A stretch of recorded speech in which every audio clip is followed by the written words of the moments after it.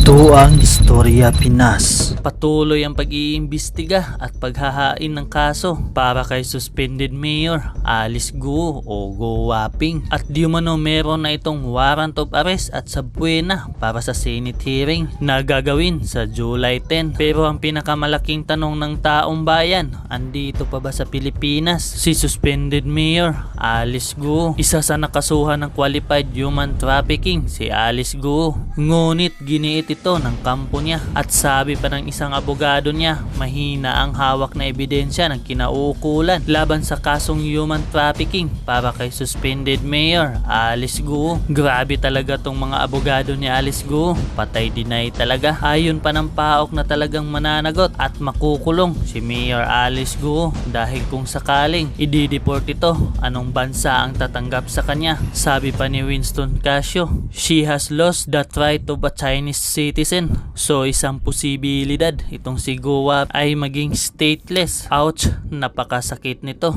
Sarili mong bansa, ayaw ka natanggapin. Ayon pa ni Senator Win Gatchalian na binaboy ng pamilya ni Go Waping ang proseso sa pagkuha ng late registration dahil meron pang isang kapatid si Alice Guo na si Go Xiangjan at Wesley Guo ay iisa. Grabe talaga ang nagagawa ng kalansing ng pera. Kaya dahil sa kontrobersyang ito, nagbigay ng samot-saring komento ating mga madlang netizen. Ang lalakas ng mga loob ng mga undesirable aliens na to.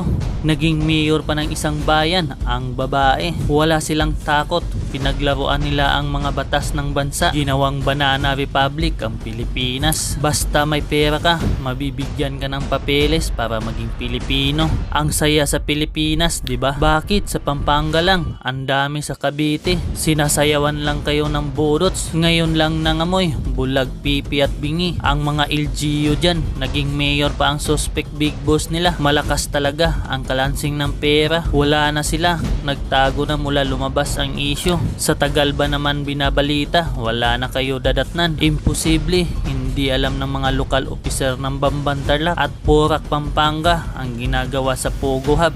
Magkano kaya ang natapal sa mga mata nila at hindi makita at malaman?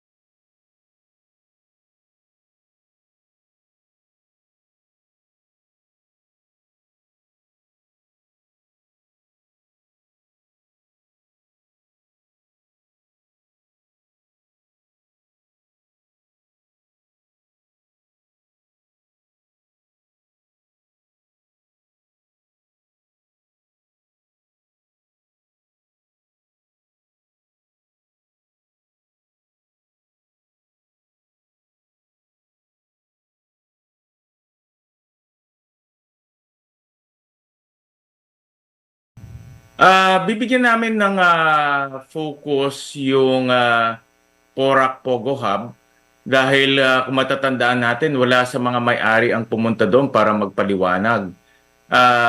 Parang ang aking nakikita dito, parang umiiwas silang matanong. No? Pag may mga taong hindi pumupunta, ang unang pumapasok sa isip ko, may alam sila at umiiwas sila sa mga tanong.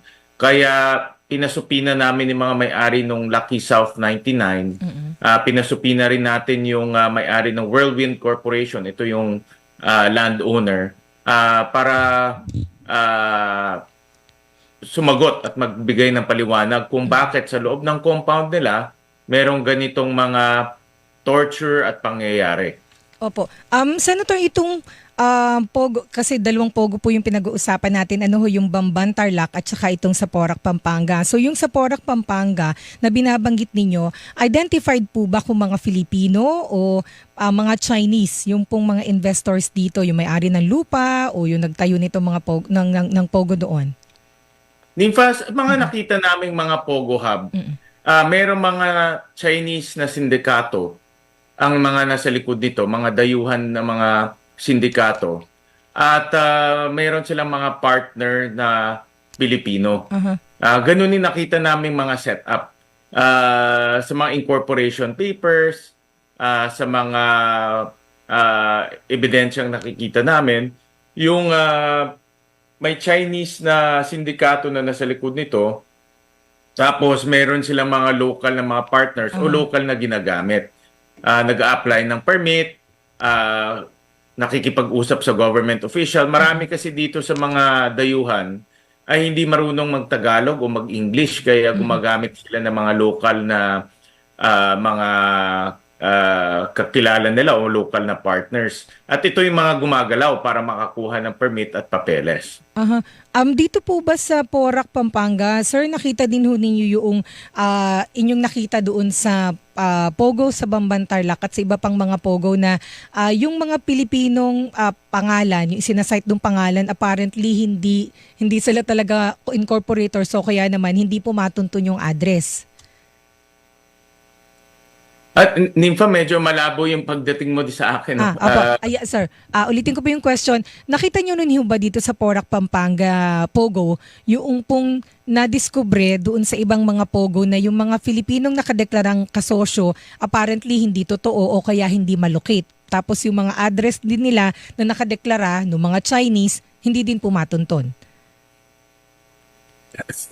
Sorry Nympha, medyo malabo yung dating mo sa akin. Okay. May malinaw, may portion na malabo, kaya hindi ko lang ma-pick up ko ano yung question.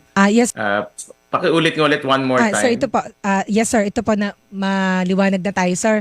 Oo. So, i-reestablish lang yung connection. Ay, yung tinatanong natin kasi doon po sa ibang mga Pogo, merong nag-testify kasi sa Senate nung 2 weeks ago na sinabi, nakadeclare siya na incorporator doon sa Bamban, na sabi niya, hindi ko nga alam na incorporator pala ako doon sa Pogo na yun sa Bamban. So, ganun din ba yung nakita sa Porac? At saka, doon po sa ibang mga Pogo na inimbestigahan dito sa Maynila, yung sa, tawag dito, Las Piñas, at sa Parañaque, sorry, not Las Piñas, Parañaque, tsaka sa Pasay. Nung inimbestigahan din po ng Ways and Means Committee, ay walang ganung address. Nakadeklara dun sa Securities and Exchange Commission yung pong mga address at saka mga pangalan. Non-existent, hindi ba, Senator Gatchalian, sir? Yeah, mas malinaw na. Ayan, opo. Actually, yan yung modus na nakikita namin sa pag-i-incorporate ng mga kumpanya dito na may kinalaman sa Pogo. Bigyan kita ng halimbawa, yung konkretong halimbawa dito, yung Pogo Hub sa Bamban, na kung saan nakita natin yung mga incorporators, mga tindera ng barbecue, tindera ng banana queue, na wala silang kinalaman dito sa Pogo Hub na ito. At nung tinignan ko ulit yung mga address, lahat sila taga Concepcion, Tarlac. Galing sa iisang lugar lang. At inamin naman nila, taga Concepcion, Tarlac sila. Kung pinuntahan namin yung mga bahay nila, makikita natin barong-barong yung mga bahay nila at walang kakayahan para mag-invest sa isang Pogo. Tingin ko nga, hindi nga nila alam kung anong ibig sabihin ng Pogo o ano yung operation ng Pogo. Kaya ito nakita rin namin to sa Porac. In fact, doon sa provincial government, meron silang in-interview na tao doon. At sabi nga nila na wala siyang kinalaman dito sa Pogo. Ngayon, nakikita ko dalawang bagay. No? Unang-una, gumagamit sila ng mga tao walang kinalaman sa Pogo at linalagay nila yung pangalan doon, no? Parang dami ang lumalabas. At pangalawa, mayroon din mga tao na alam mo yung ginagawa pero binibigyan ng pera para gamitin yung pangalan nila. Yun, may liability yung ganun ng mga tao dahil yun talagang in legal terms, dami talaga siya. Ginagamit siya para ilagay lang yung pangalan. Pero mayroon rin kaming nakita na wala talagang kinalaman, ni pera, ni nakausap kung sino, pangalan lang ang linagay. Dahil yan rin ang isang anggulo pwedeng tignan ng committee, no? Yung pag-incorporate ng mga kumpanya sa atin. Napakadali eh. Magbigay ka Ayun, lang opo. ng pangalan, anong address, meron ka ng korporasyon ka agad. No? Papakita mo lang na may deposito ka sa capital mo.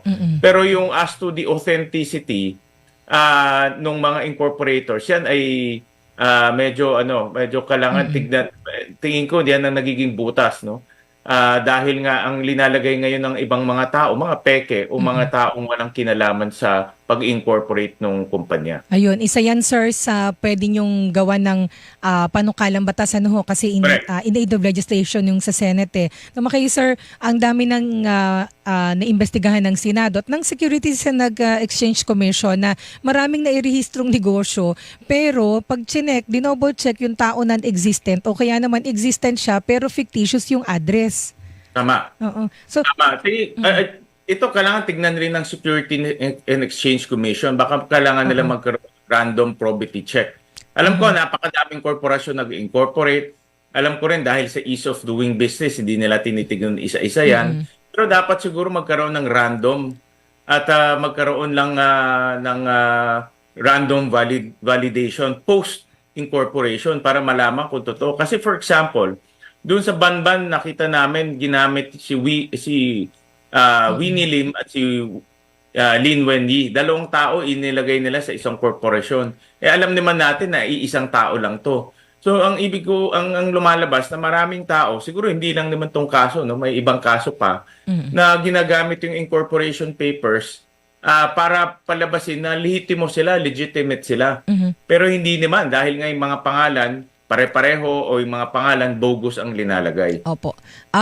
Senator, dun po sa Bamban, di ba iniugnay na po si Mayor Alice Go, may nakita kayong matibay na indikasyon na involved talaga siya, well hindi nga indikasyon yung binabanggit po ninyo, ebidensya na involved si Mayor Alice Go dun sa Pogo sa Bamban. Doon po sa Porac, Pampanga na Pogo, ano po ang kaugnayan ng Mayor doon? May mga information na binigay sa amin ng PAOK, NIMFA. Hindi lang namin masabi ngayon dahil ongoing investigation pa. At pero may mga lumalabas na connection siya dito sa Porac Pogo Hub. May mga personalities na nakikita kami, nakakilala niya o meron silang relasyon. At ito ay tuloy-tuloy pa yung investigasyon. Aha. Pero of course, meron po siyang denial na may kinalaman siya dito. At saka ang katwiran niya, narinig ko po doon sa isang interview, hindi daw kasi sila makapasok doon sa Porac kaya hindi niya nalaman yung illegal activities doon. Yun ang sinasabi ng local government unit, NIMFA, na hindi sila makapasok doon. Pero nasabi ko nga na ang local government unit, maraming kapangyarihan yan. No? Sinadya talagang bigyan ng maraming kapangyarihan yan para siya ang magiging may pananagutan sa kanyang jurisdiction. Kung meron siyang nadidetect na hindi maganda, kung meron siyang nadidetect na hindi maganda na nangyayari sa isang negosyo, pwede niyang gamitin ni regulatory powers niya para pumasok at imbestigahan. Pero in the case of Porac, hanggang labas lang sila at tumigil na sila doon. Hindi sila gumawa ng subsequent operation, hindi nila pinatawag yung may-ari. Sana gumawa ang next move nila, patawagin may-ari para magpaliwanag, mag-show cause order sila. Pero wala parang nung tumigil lang, wala nang ginawa, no? So nakakapagtaka na ganito yung ginawa ng local government unit. Para sa akin, parang special treatment ibinigay doon sa Lucky South 99. At dahil po dyan ay imbitado, sir, yung mayor sa hearing. Correct. Last time inimbitahan siya, binigyan din siya ng pagkakataon para magpaliwanag. Pero iimbitahan ulit siya dahil ongoing itong Porac investigation. Ayun, opo. And then sir, baling po ako dun sa Bamban Tarlac. Imbitado po ulit may subpoena actually si Mayor Alice Go dahil hindi umattend nung nakaraang hearing nung June. Pagkatapos, ang alam din po namin may subpoena rin po para sa kanya mga kapatid, Wesley, Siemens, and Sheila. Tama ho ba? Tama. Opo. Sir, may balita ba kayo kung na-serve yung pong subpoena kay Mayor at saka po dun sa tatlong kapatid? Hindi ko pa nakakausap si Comsec, no? Binibigyan namin siya until today, until Sunday para mag-serve ng mga supina dahil napakahirap Nympha, nakausap ko si Comsec on the sidelines. Ang hirap mag-serve ng supina dahil yung mga address, una yung Go family may 4 na iba't ibang address. Kaya pupuntahan nila isa-isa yun. Pag walang nag-receive, pupunta sila sa iba. At mahirap, no? At hindi lang sila ang nagkaroon ng supina, kung hindi yung iba pang mga may-ari nung Lucky South 99 at yung Whirlwind. Pero by tomorrow, may bigyan kami ng report kung kumusta na yung kanilang pagsuserve ng supina. Senator, paano ho pag hindi sila dumating? Si Mayor Guo at yung kanyang mga kapatid. Tsaka ho ang katwiran kasi nung kampo ni Mayor Guo, narinig ko ho yung isang lawyer kanina, si Attorney Stephen David, sabi nila, ano pa ba ang gusto ng Senado? Nasa ano na ho ito tawag dito, kumbaga napigana si Mayor Guo at meron na hong ongoing na judicial process dito. Tinutukoy po yung may complaint na sa Ombudsman. In fact, suspended na po si Mayor Guo ng Office of the Ombudsman, tapos may ongoing na rin pong preliminary investigation ng Department of Justice.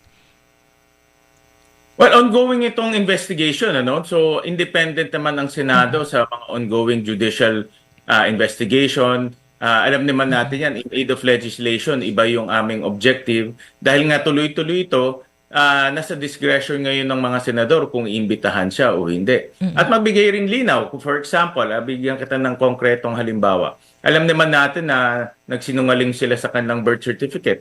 Alam naman natin na yung birth certificate niya, peke. Ang gusto ko ako personal, gusto kong malaman, paano nila ginawa to? May sindikato ba silang kinausap? Meron ba silang binayaran sa loob ng civil registry? Dahil kung meron ganun, then kailangan natin ayusin yung buong civil registry system natin dahil nagkakaroon ng sindikato. Baka dapat gawin ng centralized o gawin computerized.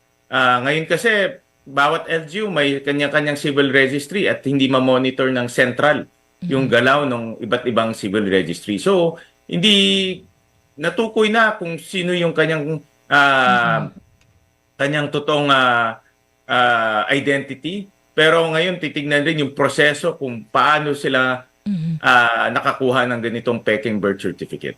Ayun. Pero paano naman po yung punto nga nila, sir? Sorry, ulitin ko lang po. Paano yung punto nila na iniimbestigahan na ho sila ng Ombudsman at saka ng Department of Justice? Meron pa ho, ano pa ho yung gustong tumbukin ng Senado o meron pa ho bang lalabas na mga ebidensya pa against the mayor? Meron pang mga tuloy-tuloy itong pagpadala sa amin ng mga ebidensya. Totoo yan, no, na nag-file na ng co-warrant of case ang Solgen. Pero ako naniniwala, Nympha, na mas maraming ebidensya, mas titiba yung kaso ng Solgen. At wala akong nakikitang mali kung magdagdag ng ebidensya. Ngayon, nakita naman natin na marami sa mga ebidensya na ginamit ng iba't ibang hensya nanggaling sa Senado, no, dahil yung mga papeles ay pinadala sa atin at nailabas natin sa hearing itong mga ebidensya. Kaya magagamit rin ito ng Solgen sa kanilang kaso at ibang mga ahensya. Opo.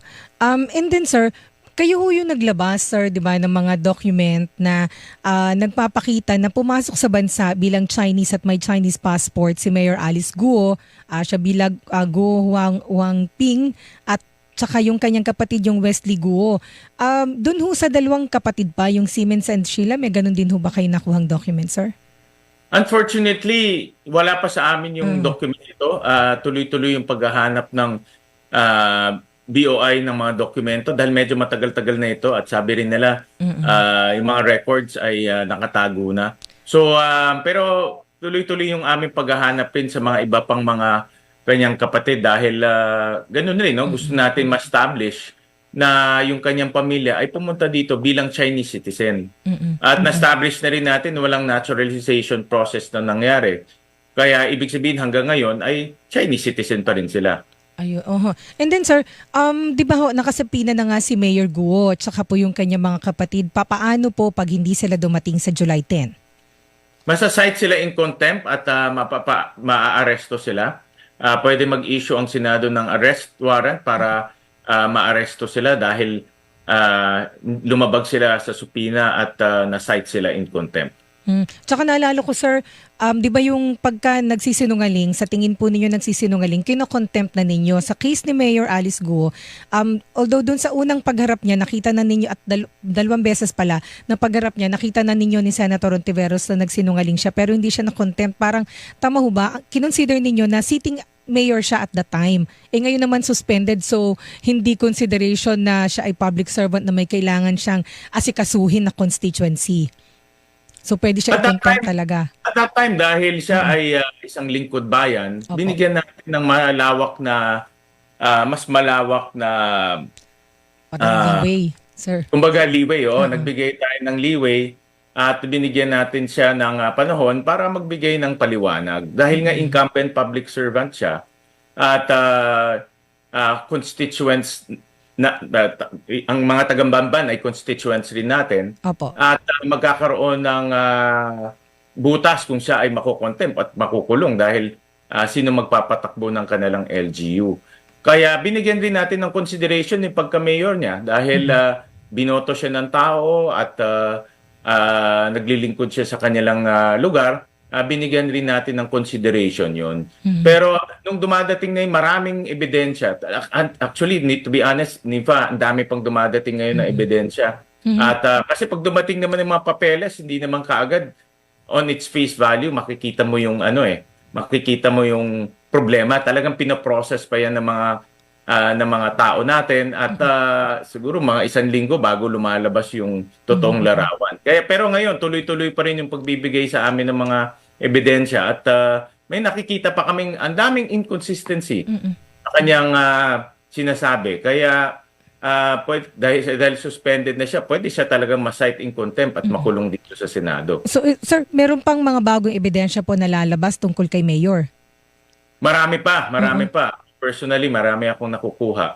At I'm sure the other senators may mga nakukuha. Dahil nung lumabas yung kanyang totoong pangalan, si Go Huaping, marami nag-reach out para magbigay ng kanilang kwento o magbigay ng kanilang mga nalalaman. And then sir, naalala ko lang po, sabi nung isa, 'di ba sir, yung PAGCOR chairman, sabi niya, meron daw pong mga cabinet members, well, lagyan ko lang muna ng premise. So sir, dito sa dalawang pogo na ito, may mga Chinese nationals na involved of course na sa ngayon parang hindi natin makita, hindi na makita yung mga anino nila. So ongoing po yung investigasyon sa kanila. Ngayon sir, equally interesting po. Hindi equally interesting. Actually, mabigat din yung sinasabi na may mga taong gobyerno na nagpoprotekta dito sa mga pogo. At sir, naalala ko, nabanggit ninyo na merong mas mataas pa kay Mayor Alice Guo dito sa mga pogo na ito. So, dun sa susunod na hearing, may lalabas ho ba? At yun hong PAGCOR chairperson na nagsabi na may dating cabinet members na naglobby para dun sa mga illegal pogo. Ayan ho ba ay uungkatin ninyo? Ipatatawag ho ba yung PAGCOR official, sir? Tama PAGCOR ka, chairman. Tama ka, Nympha, yung mga impormasyon na nakuha namin. Ang sabi doon ay itong pogo, yung kanyang galamay ay kumakalat na at marami na rin siyang nakakausap o nagiging na-engage bilang kanyang na-engage para tulungan yung kanilang operation dito sa ating bansa. Nasabi rin sa amin na iba ay matataas na opisyales, iba ay mga politiko. At para nagtugma ito doon sa sinabi ng PAGCOR chairman.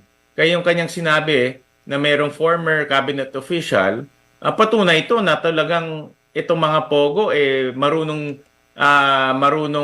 kumuha ng mga matataas na opisyales para ilakad yung kanyang papeles. May pera kasi sila Nipa Oo. Malaki ang pera nila kaya pwede silang kumuha ng mga consultants, kumuha ng mga taong makakatulog sa kanilang operasyon. At syempre, ang sasabihin nila, kami, lihito mo, wala kaming masamang gagawin. Pero alam natin, pag Pogo, kadalasan meron ng masamang nangyayari yan. Kasi nga, front lang itong Pogo ang ginagawa nila. Sir, ang sabi po ni PAGCOR Chairperson and CEO Alejandro Tenco, ito ay nung June 29 Sabi niya nga may former high-ranking government official na sumubok na i-facilitate yung pagbibigay ng gaming licenses sa ilang illegal pogo na recently ay na-raid po at natuklasan na may illegal activities. Ngayon sabi niya papangalanan niya sa tamang forum. Sir, yung hearing sa Wednesday, yun ho ba ang tamang forum?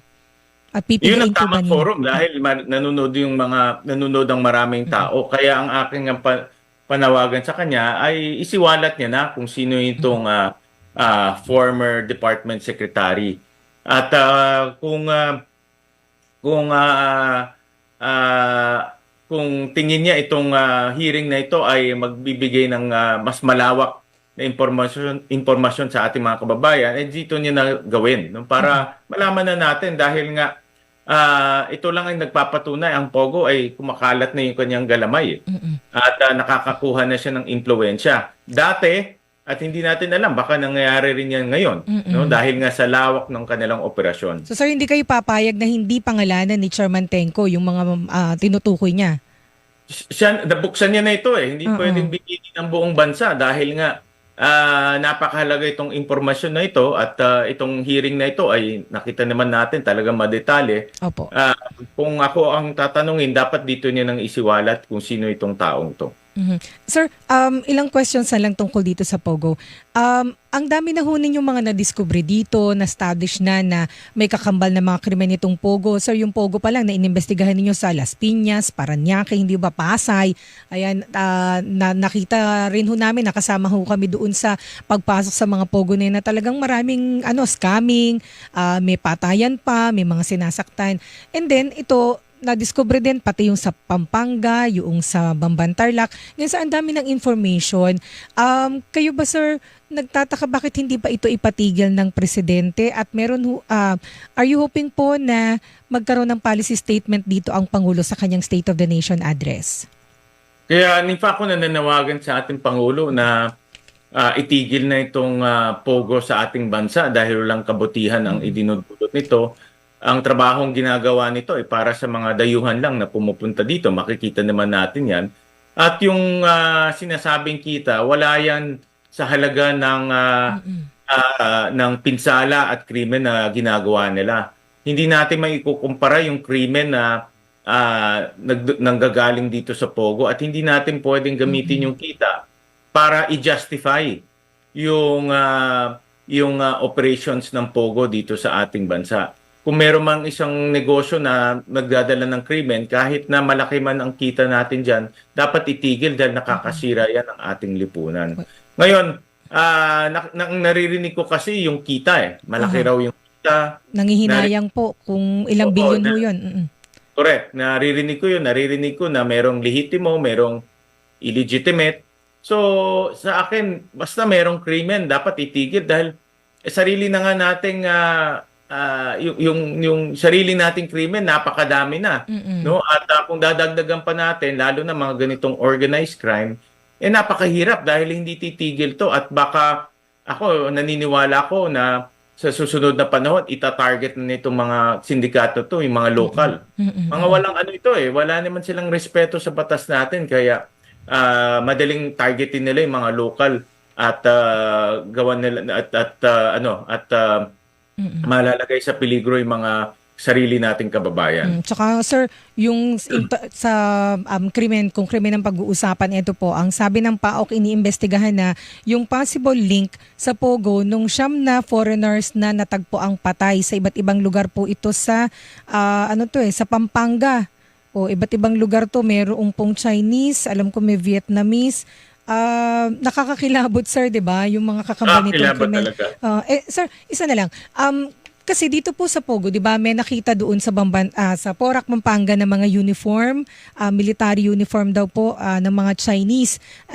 Tapos nandun yung pagdududa na merong mga spies ang China diyan po sa mga Pogo. So parang nakakalito lang na 'di ba, sabi ng China, ayaw din nila ng Pogo, nakikipag-usap sila sa ating gobyerno para ipatigil yung Pogo kasi mga Chinese ang biktima dito sa scamming ng Pogo. Pero meron silang spies. So sir, paano natin yun i-reconcile? At siguro dugtong ko yung tanong na itong issue na ito, kung totoong ayaw nila sa Pogo, pwede ba itong maging leverage sa pag-uusap tungkol sa West Philippine Sea? Hindi ko alam kung far-fetched, pero pwede bang i-connect yun, sir? Well, itong uniforme na nakuha, hindi ako eksperto sa ganito, yung mga uniforme. Pero sa sariling obserbasyon ko, nung nakita ko, parang original siya. No, hindi siya props o hindi siya pang Halloween.